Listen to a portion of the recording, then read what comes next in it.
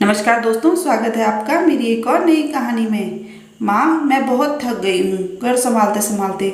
यहाँ मेरी थकान किसी को नज़र नहीं आती। कुछ दिन आराम करना चाहती हूँ। सोच रही हूँ कुछ दिनों के लिए अपने मायके आ जाऊँ।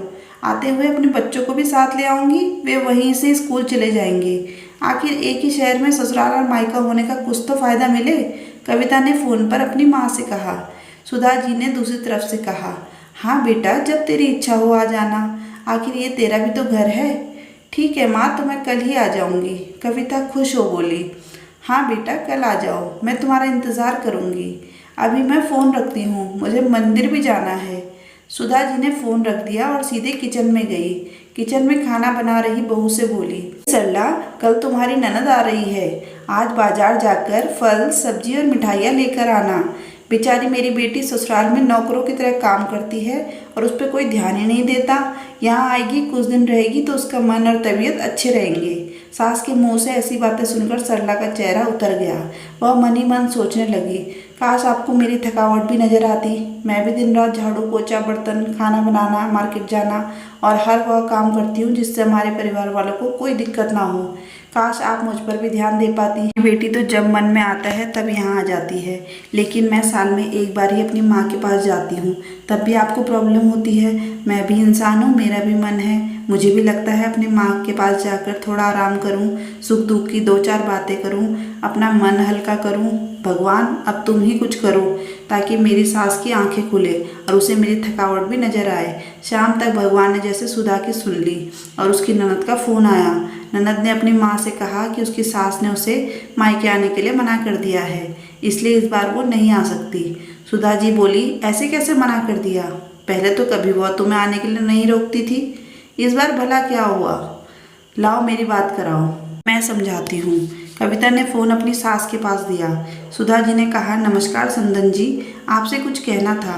संदन जी ने कहा, कहिए। दरअसल कविता कल त्योहार है, इसलिए अपने मायके आना चाहती है। अगर आप उसे भेज दें तो अच्छा रहेगा।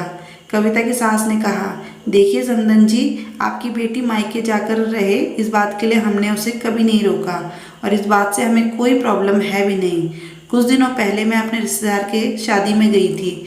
वहाँ आपकी बहू सरला की माताजी से मिलने का मौका मिला।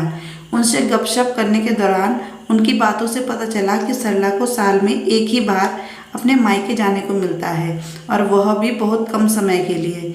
मुझे लगता है आपको पहले सरला को उसके मायके भेज देना चाहिए और वह जब मायके होकर आ जाएगी तो मैं कविता को आपके पास भेज दूंगी।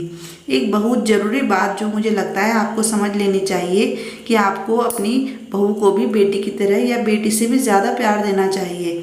उसे भी मायके जाने की इच्छा होती होगी। हो सकता है कविता के यहाँ आने से उसकी आवाभगत करने के लिए आप उसे उसके मायके नहीं जाने देती होंगी, या फिर वह आपसे कुछ कहने से अभी डरती हो। अगर आप उसको घर में ही कैद रखेंगी तो एक दिन ऐसा आएगा जब वह आपके खिलाफ बोलने लगेगी, फिर वह आपकी सुनेगी भी नहीं और जब चाहे तब अपने मायके जाएगी। ऐसी परिस्थिति आए, इससे अच्छा है कि आप ही कुछ बदलाव अमल में लाएं जिससे आपका रिश्ता और रिश्ते की मिठास खराब ना हो। सुधा जी को अपने संदन के हर एक शब्द में सच्चाई नजर आई। उन्हें महसूस हुआ कि उन्होंने अपनी बेटी के प्यार में अंधे होकर कभी भी अपनी बहू के मन का विचार नहीं किया। उन्होंने हमेशा ही अपनी बेटी को अपनी बहू से ऊपर रखा।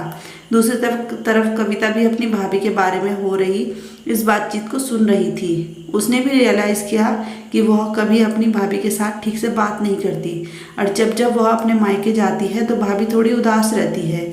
सुधा जी ने अपनी बहू को बुलाया और उसे कहा कि सरला, कुछ दिनों के लिए कविता नहीं आने वाली है, इसलिए पहले तुम अपने मायके होकर आओ। यह सुनते ही सरला का चेहरा खिल गया, क्योंकि यह पहली बार था जब उसकी सास ने सामने से उसे अपने मायके जाने के लिए कहा था। अगले दिन सरला अपने मायके गई और इस बार एक दो दिन नहीं, पूरे हफ्ते भर रहकर आई। अपने माँ बाप से, अपने रिश्तेदारों से मिलकर आई और जब वह लौट कर आई तो उसका चेहरा खिला हुआ था, उसकी आंखें चमक रही थी। सरला के आने के बाद कविता भी अपने मायके आई और इस बार वो खुद सामने से अपनी भाभी से खुशी खुशी मिली और अच्छे से बात की। कविता ने अपनी माँ से बात करके उन्हें भी अच्छे से समझने में मदद की कि वे कहीं ना कहीं सरला के साथ गलत व्यवहार कर रहे थे। दूसरी तरफ सरला अपने ससुराल वालों के बदले रवैये से बहुत खुश थी।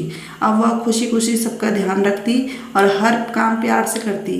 वह ध्यान रखती कि कोई भी ऐसी बात या काम ना करे जिससे घर में तनाव का माहौल पैदा हो। सुधा जी अपनी बहू को खुद ही समय समय पर अपने मायके भेज दिया करती।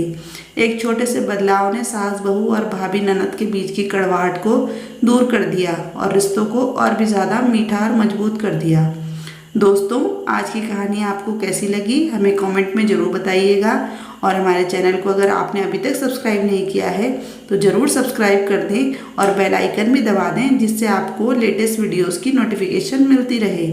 कहानी पूरी सुनने के लिए धन्यवाद।